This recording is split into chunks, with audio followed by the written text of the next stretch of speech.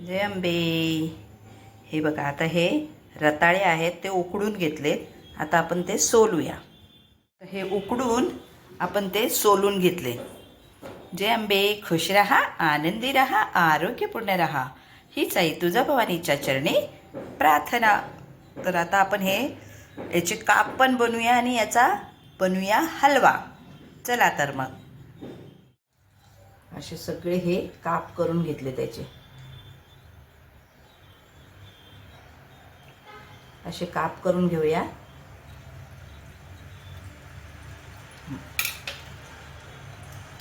Gas on करूया. आता याच्यावर तूप टाकूया. असं तूप टाकायचं आणि हे जे आपण कापून ठेवलेत ते याच्यावर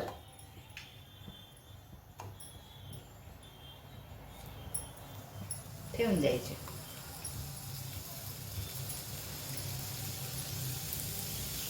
आणि छान असे शॅलो फ्राय करून घ्यायचे. शॅलो फ्राय झाले की मग ते मस्त लागतात, हो की नाही? एक वेगळंच असं.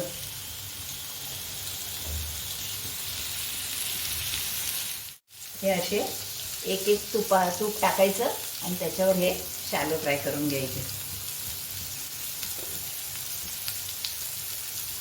आणि हे छान लागतात, मुलांना पण छान लागतात आणि उपासवाल्यांना पण छान वाटतात खायला, हो की नाही? तर असे हे शॅलो फ्राय करून घ्यायचे.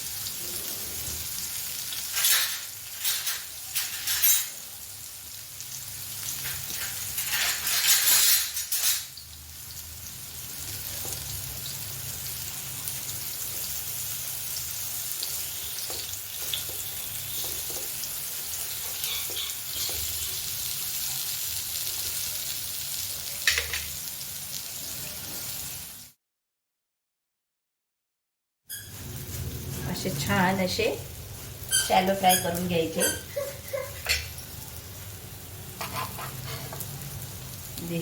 हे एक असं रताळ्याचं छान लागतं ना, असं कुरकुरीत.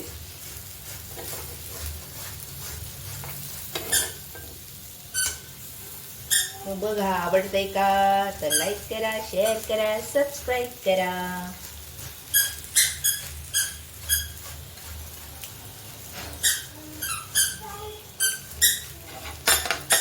हे असे पण मस्त असे छान लागतात आणि मुलांना आवडतात. आता हे दुसरे उरलेले होते ना रताळे, ते उकडून घेतलेत आणि आता सोलून घेतले आणि आता ते किसून घेतोय. तर आता आपण किसून घेऊन याचा बनवूया हलवा.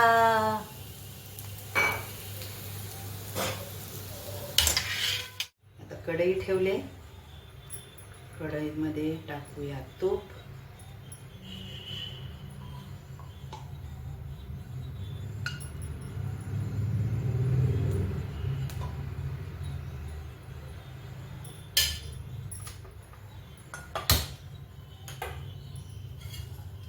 आणि हा आपण किसलेला रताळ.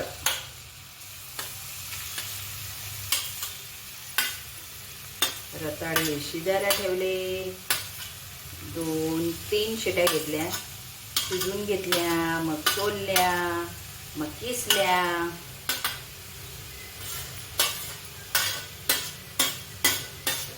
आणि किसून झाल्यावर आपण हे तुपामध्ये आता फ्राय करतो. फ्राय म्हणजे असं परतून घ्यायचं, छान भाजून घ्यायचं.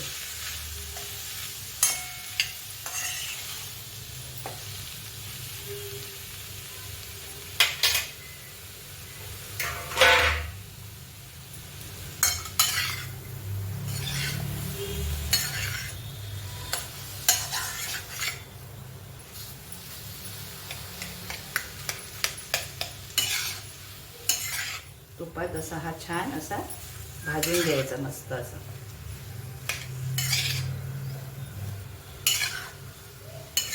उपवास म्हटलं का मग हे असं काहीतरी बनवावं लागतं ना उपवासाला. रताळे बनवा. रताळे उकडून दह्यातून दुधातून असं पण खातात. पण हे असं पण. आणि उपवास असलाच पाहिजे असं नाही, असं पण आपण हा शिरा बनवून खाऊ शकतो. रताळ्याचा शिरा.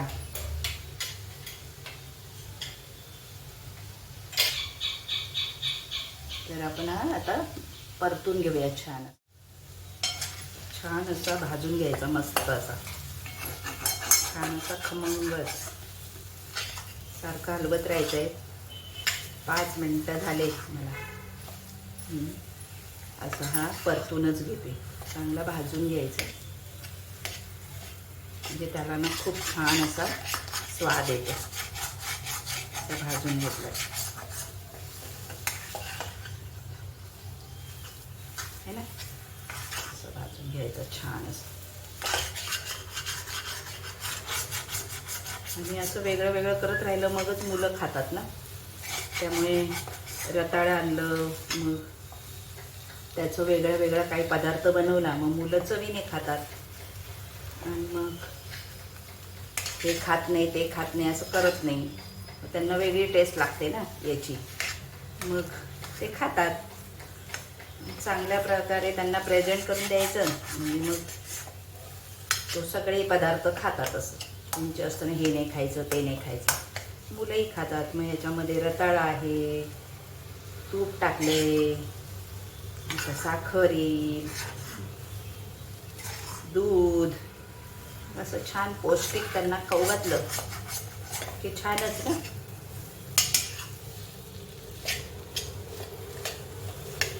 आणि उपवास असेल तर उपवासाचाही पौष्टिक आहार जाईल पोटामध्ये. असं छान असं परतून घ्यायचं. अजून थोडा वेळ परतूया, मग दूध टाकूया.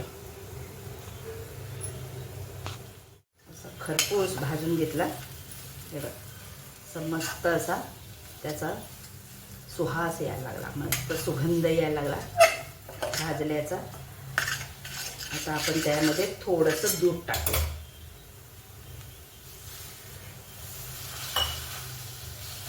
दूध नाही टाकलं तरी चालतं, डायरेक्टली हे टाकलं ना, साखर टाकली तरी चालतं. थोडंसं दूध टाकते.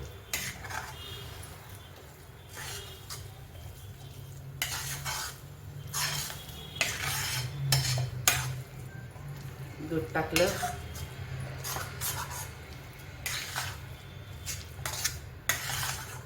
थोडंसं हे करून घेऊया.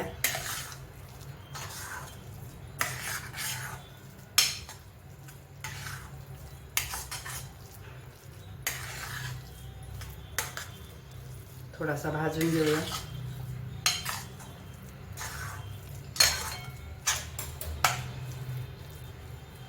थोडं परतून झालं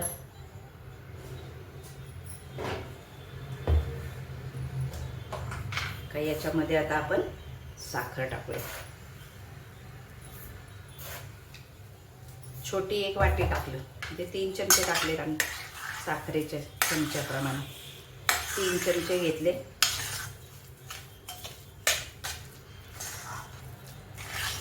आपल्या चवीनुसार घेऊ शकतो आपण.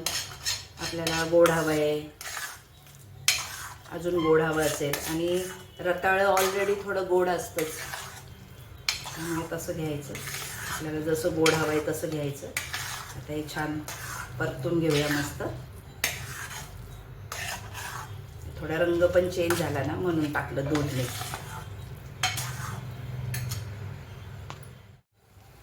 साखर टाकल्यामुळे थोडं पातळ झालं की नाही.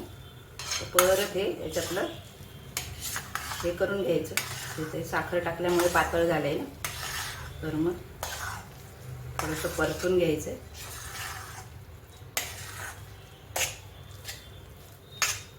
याच्यात आपल्याला काजू बदाम काय टाकायचे असेल ते टाकू शकतो. वेलची पावडर तर टाकणार नाही, कारण उपवासाला बनवलं आहे ना आपण. वेलची पावडर नाही, आपण काजू बदाम टाकू शकतो. ड्रायफ्रूट आपल्याला जे पाहिजे ते आपण टाकू शकतो. असा हा झाला आपला रताळ्याचा हलवा, रताळ्याचा शिरा. चला तर मग आता फराळ करूया. छान छान झालाय मस्त आपला.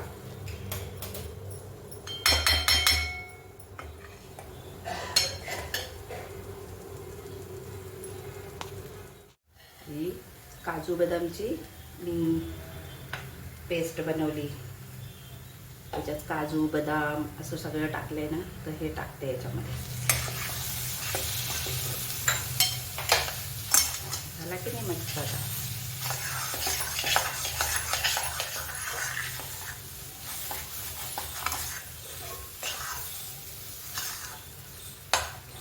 असं बनवून ठेवते मी, मग मुलांना त्यांना मग दुधामध्ये वगैरे असं करून टाकून देते. पावडर बनवून ठेवली की बरं पडेल. तर तुम्ही बनवा. कसा बनला तो तुम्ही बनवा. लाईक करा, शेअर करा, सबस्क्राईब करा. जय अंबे. नैवेद्य देऊया. बघा, हा रताळ्याचा शिरा आणि ते बनवले रताळ्याचे काप, असे छान असे शॅलो फ्राय केलेले. तर बघा कसं वाटतंय, छान वाटतंय ना. आणि खायला पण छान आहे बरं का.